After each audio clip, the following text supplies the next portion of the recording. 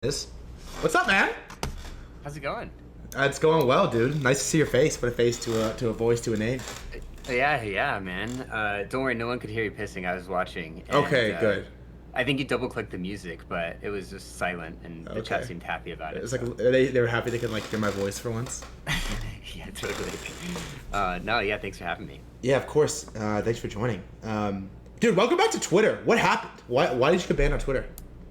Twitter's been a little aggro lately with different teams and going after them for.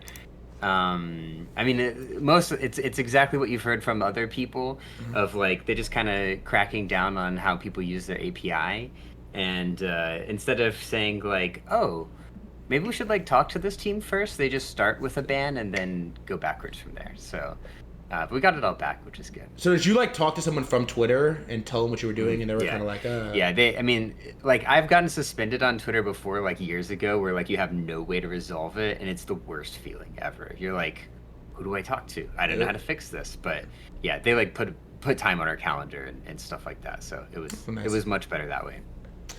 Cool. Oh, yeah, welcome back. It's good to see you back on Twitter. I like seeing you in my noties. All right, like I do the worst intro question ever every time, but for the people that aren't familiar with you, could you give us the high level on like who you are, what you're building, and like why you're building it? Yep. Yeah, so I'm Serpin. I've been in Web3 for a few years now, mostly as a trader. I run a hedge fund called OX5F Capital. Was super successful last cycle in trading.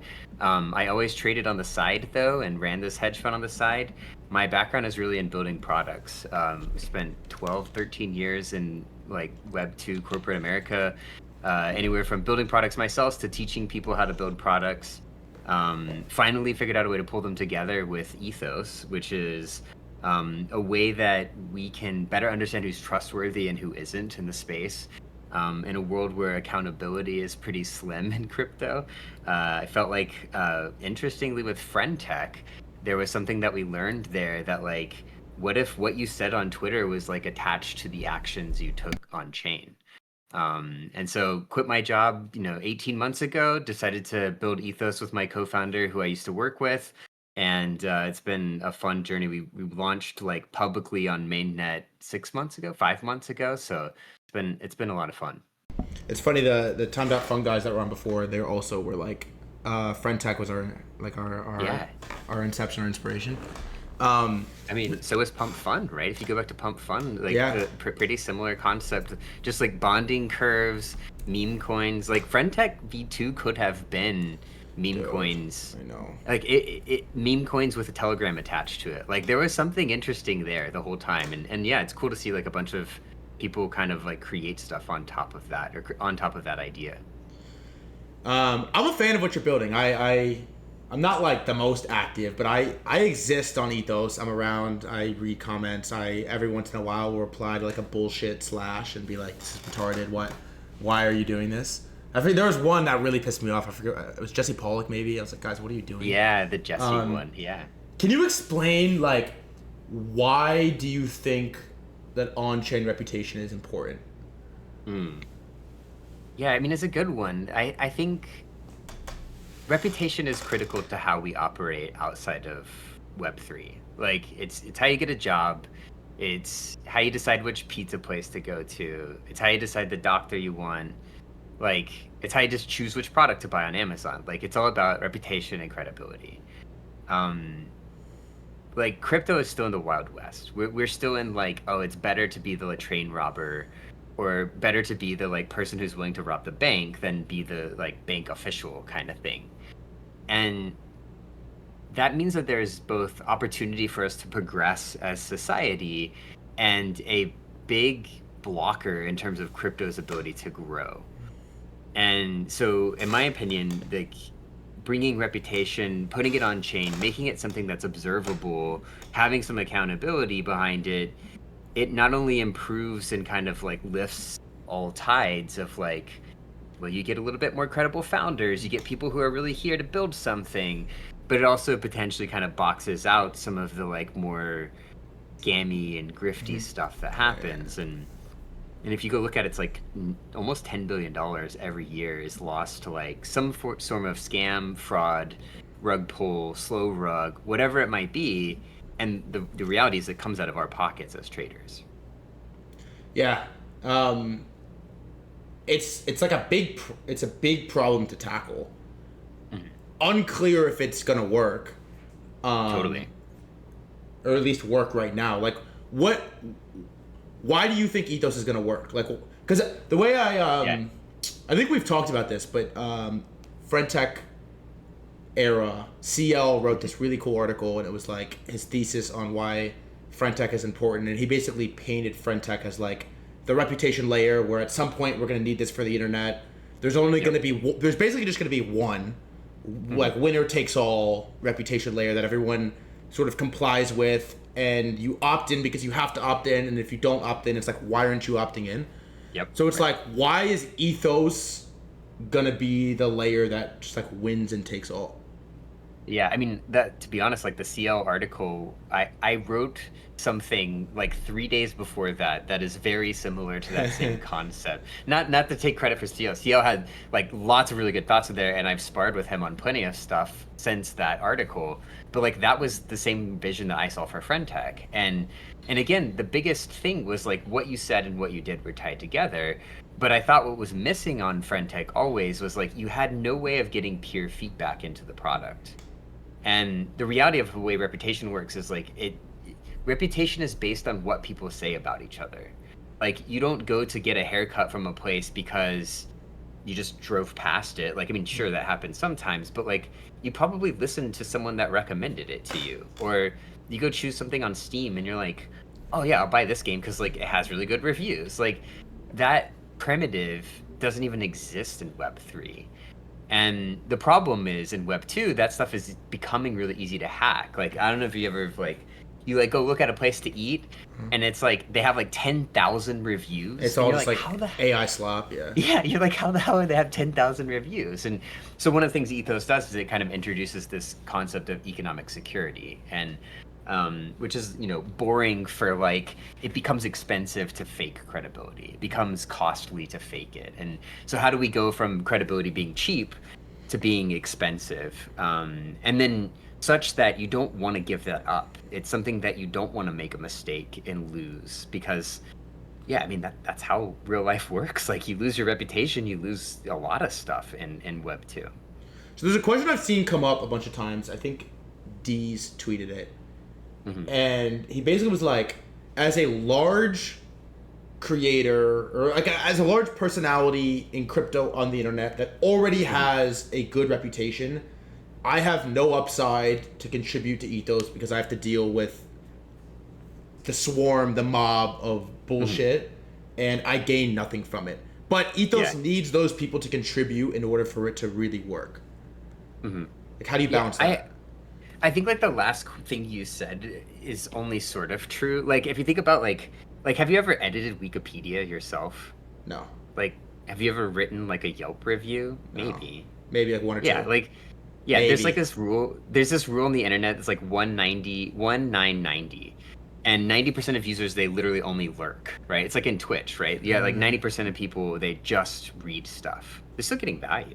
yeah, 9% of the people are kind of like passive, like maybe you when you commented on the slash one time, or maybe you have written a review.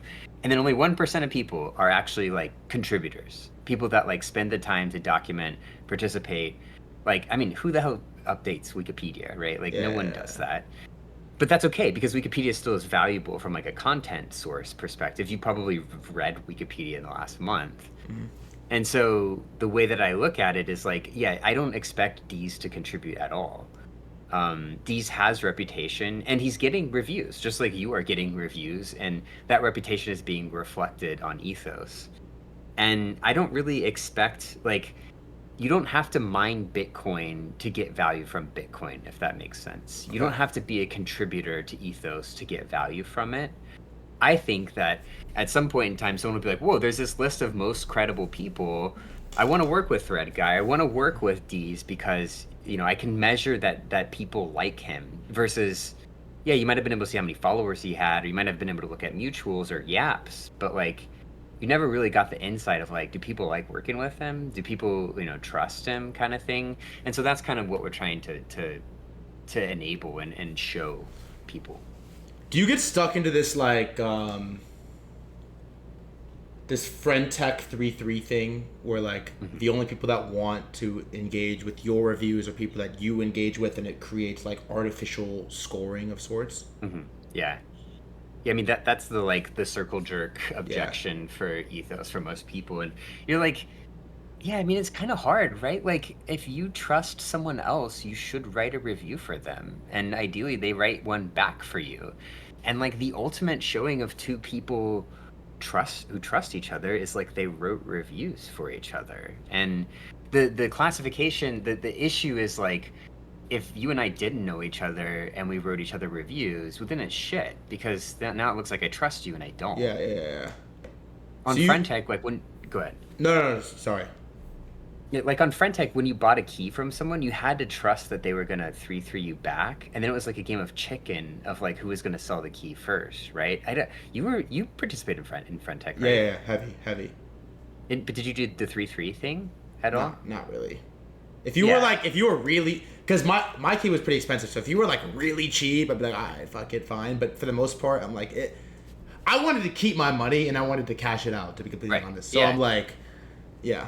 But that became the game, and then everyone was doing 3-3, and so like one of the adaptations we had of that, the problem was some people's key price go really high, and they're like, well, I'm selling your key, I want to make money, right? Why would I not make money here?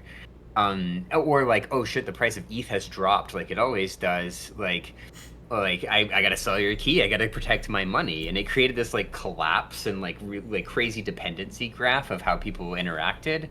And so we tried to adapt from that and say like, no, you vouch money, you stake your money in someone else, and yeah, like two people who trust each other, it can become more credible because of that. Like that, you are helping other people understand who is reputable and who isn't. The challenge is always when it's that has malicious intent, right? Or it's like you actually don't know who that person is and you're vouching for them, and so that's why we introduced slashing, which I like, and I'll touch on in a second. How do you get people that aren't in crypto to care about Ethos? And do you need people that aren't in crypto to care about Ethos, or is this niche? No, it's super interesting. Like I think Ethos can be successful and just solve problems for crypto, honestly. But like we've chatted about this in the past, but like, well, one of my backgrounds, I come from collectibles industry. I'm sitting on crazy amount of Pokemon cards. I used to run a Pokemon cook group, like just like stupid shit, right? But we all had to interact with each other on the internet and trust each other, and we didn't know who each other were. Like I don't know if you remember, so like people were selling like Stellar IO keys to each other for $30 or something, and then you'd have like ref checks on people's profiles, and you're like, ref checks was the best. Guy? They'd be like, please, if we did business, like, please comment a ref. Yeah, so, right. That's 300 comments. Like, fuck it. He seems legit.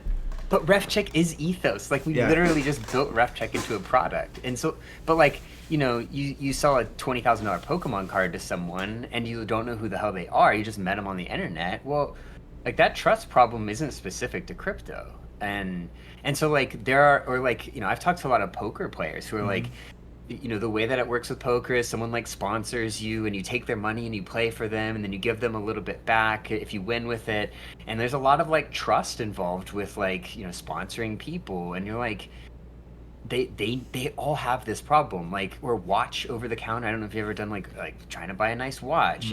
You got a guy who screws you over, or someone that takes your money, or whatever it might be. And so I kind of see that as like the next expansion beyond just crypto, is like, go to where the problem is, right? The problem is pretty obvious.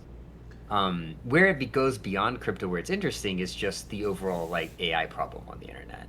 Like, how do I know? It's not about knowing if you're human or not. It's like, how do I know that this person is like reputable? Like they're a real person, someone likes them, someone has reviewed them or vouched for them. And like, we try to solve that problem on the timeline today, and it kind of works already. But like, imagine the future when there's 100,000 bots for every one person.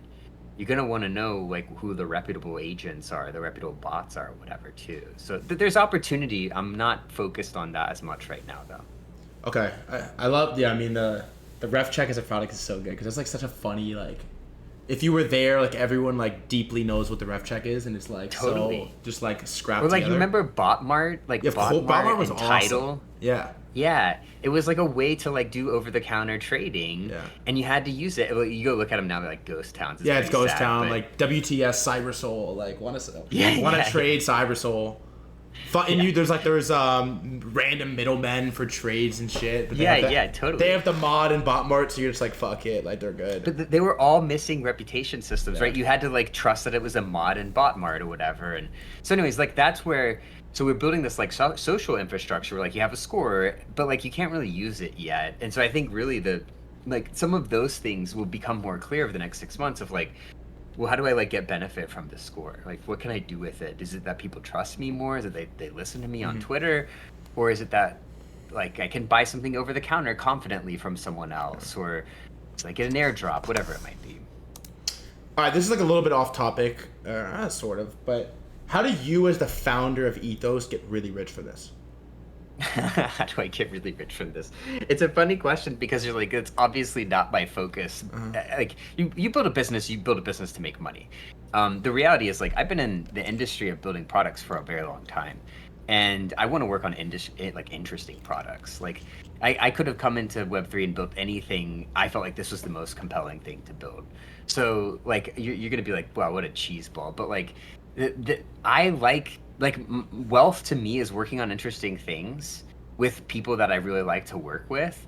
How do you get rich on this? Well, you make it the like number one thing that everyone goes and looks for across the entire internet. It becomes the equivalent of a world coin or something where you're like, instead of getting your eyeball scanned, you have an ethos profile, and every time you interact with everyone, you're using ethos. Like that's how it becomes, the next billion-dollar idea. Um, and yeah, I mean, being the founder of that is how you get super rich. But again, I think of wealth in multiple ways. Like I'm deep enough in my career where like wealth is not just money. It is also like working on really good and interesting problems too. All right, I have to. My trader brain has to like follow up with this too. Is first of all, good answer. I'll accept it. It's acceptable. As a participant on Ethos, what is the outcome for you to make money? Or is there an Like, outcome for you to make money as someone that yeah, contributes to the network?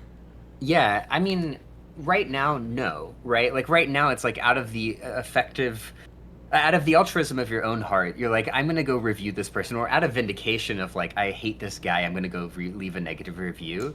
I mean, people don't get paid right now to write Yelp reviews. People don't get paid right now to edit Wikipedia at all.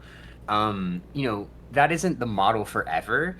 There are ways that we are showing people how incentives work now that can change in the future, and we're trying to learn from these incentive models of like, what does it mean to be like a content creator on Ethos or a contributor on Ethos, and how could we reward you for that one day? But yeah, I mean, like it's funny because listening to the end of the last stream, you're like, man, we could like you got to start. The question's got to be like, how do we make a ton of money on this thing? And you're like, I'm telling you right now, the way you make a lot of money on Ethos is like you are a reputable person, and you will get deal flow. You of all people know the value of social capital, right? It has gotten you open doors in Everything, so many different places, everything. right? You don't need Ethos for that. But like the next wave of people in crypto, I believe will need Ethos to show that. Like I think they'll need Ethos to be like, here is my social credentials and why I should get this deal flow opportunity, why I should, get an airdrop for a project, why you should target me, why you should hire me. Like I think that's what we're creating. And so the wealth on Ethos becomes more like your social capital is measurable. I hate that my brain is so fried that I have to like ask you how do I retire from this every single time. What is the biggest hurdle that you as the founder of Ethos are trying to overcome right now to take this to where you want it to go? Man, it's a good question. I like retained attention is really hard to do in crypto. It's really hard to retain attention over long periods of time. If you're solving a problem and people care about it, and like we on Ethos, we have this kind of like flywheel that is drama. Like so long as there's drama and it exists on Ethos, like the flywheel continues to turn. It's tough, like retaining that attention is really what we have to do to be successful long term. And it's not something that like keeps me up at night, but I want to ensure that we're growing at a rate that's sustainable while retaining that attention, and hoping that people can see that it's not just about what you can see Ethos today. It's not just about the product that you see today. It's about shit. We've done a lot. We built a lot, and there's so much more that we want to build on top of this. Like, think about what this enables in the future. I need that to be the message for how to retain attention. Like, it's not about Ethos today. It's about what Ethos will be and be meaningful in, 12 months, 24 months kind of thing. I like the drama take. It's actually what gets me back on the platform is like, wait, they're slashing Jesse Pollock? What the fuck is wrong? Yeah. And then I open it up. I'm like, guys, are you retarded? Like, what are you doing?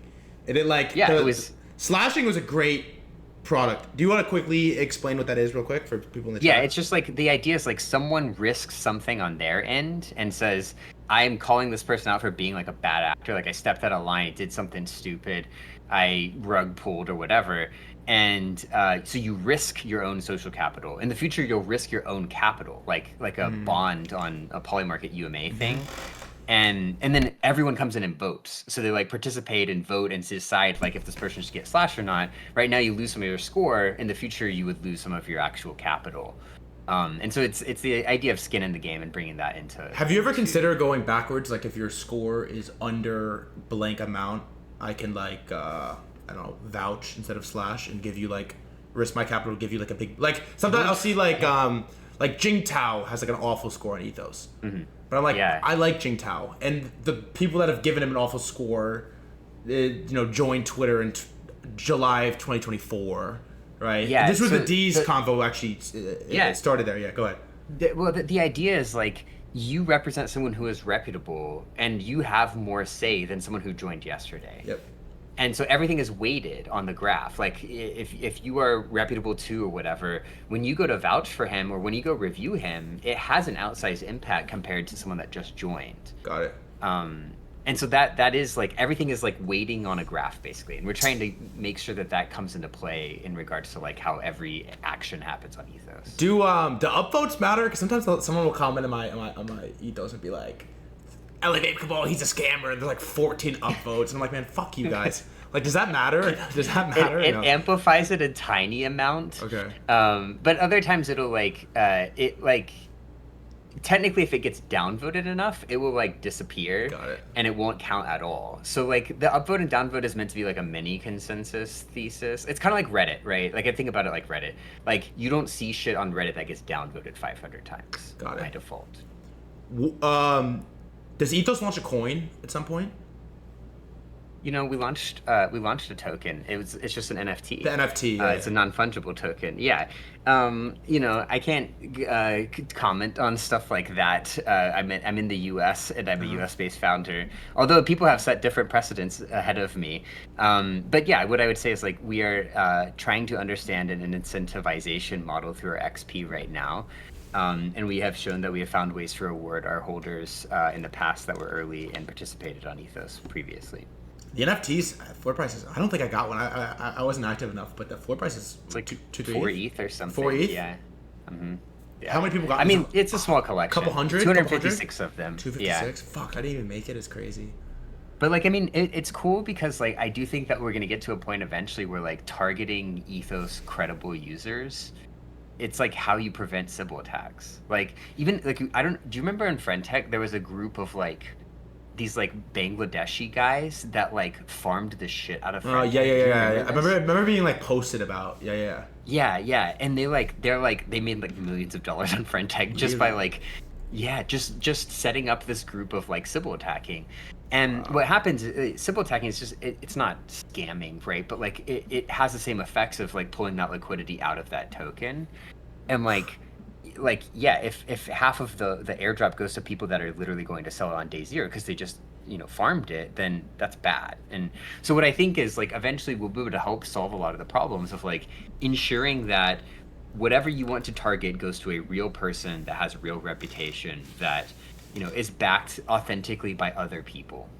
Sort of, it's in a way it's kind of what Kaido is like trying to do with the yapping, but this could be a whole other convo. I'm not a big fan of Kaido is Kaido is attention. Yeah. Ethos is reputation. Yeah. Those two things combined is influence. Attention and reputation. Oh, that's pretty good. I like that. Yeah. Influence equals attention plus reputation. So Kaido and Ethos are very complementary in terms of like you need to know how, because like there are plenty of people that can drive tons of attention without good reputation. Which is broken. Right. Yeah. Like I think people are struggling. There are cases on Kaido right now where people don't have reputation. They do have a lot of attention, and they are getting rewarded for It's that. not And people real. aren't It's happy fake. about That's it. why Right. the like info this is we could do another 30 minutes of this, but I kind of hate the info stuff because I'm like, man, this is just fucking It's AI just spam slop right now. garbage. Yeah. Um, It's part of the future that we have to solve as like society, right? Like it's so easy to look like a real person now. okay, I have two. By the way, I'm doing this like 30-minute slot. It might be too short. I don't know, but maybe we'll have time to bring you back. Covered a lot of good stuff. We did. Yeah. I got two final ones for you. The first is, Yeah. do you have any invite codes I can just like give out to the chat? Yeah. The only problem is they're not invite codes, so you have to collect ETH addresses, and you have to invite them yourself. Okay, maybe I can invite it myself from my account. Yeah. Oh, okay. I've never That would be kind of cool. Yeah, I'll let Yeah. some people join. Because people are asking for some codes. Yeah. And then what is your like 30-second pitch to someone that's not an Ethos as to like why they really need to join now in July of 2025?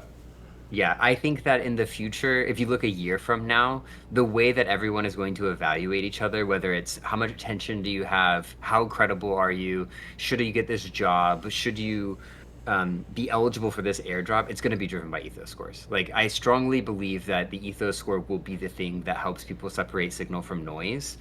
And if you are not like the reality of the way that Ethos works is like you right now you kind of got to participate to build your score up. You need other people to review you, and they're not going to just blindly do it. Someone like threadguy, he might get a bunch of reviews because you have attention, right? You have popularity, and people are going to do that organically. But if you want to stand out from the crowd in the future and you believe in what Ethos is working on, then like the Ethos score will matter. It will be integrated in every product that you use in Web3 in a year. I can tell that wasn't your first time ripping the pitch. Nothing's my first time, man. I pitch this shit all the time. Dude, but it's fun. I'm honestly a big fan of yours. I try to get on it when I'm like it's in my mind and think about it, but But you don't have to be a contributor, right? Like I think you can like Ethos, see the vision of it, get value from it without ever being a contributor. I think in your case, right? And that's why my message to the audience, like if you're not threadguy, you're not going to have as much popularity, but you have reputation. You have people you trade with that like you, that you've probably sent 10 grand and they sent it back and you trusted them. Like go let everyone else, like build up your reputation with that. And the line between circle jerking and that is kind of hard for a lot of people to see, but like people know who you are. You want to show off and stand out as a real human being in the future. I think it's going to be really important. Serpent, it was a pleasure, dude. It's always fun to chat with you. Yeah, thanks for having me, man. Cool, man. Appreciate it. There'll be some clips up on Twitter. I'll go on YouTube. I'll send you the link and whatnot. You can share it around.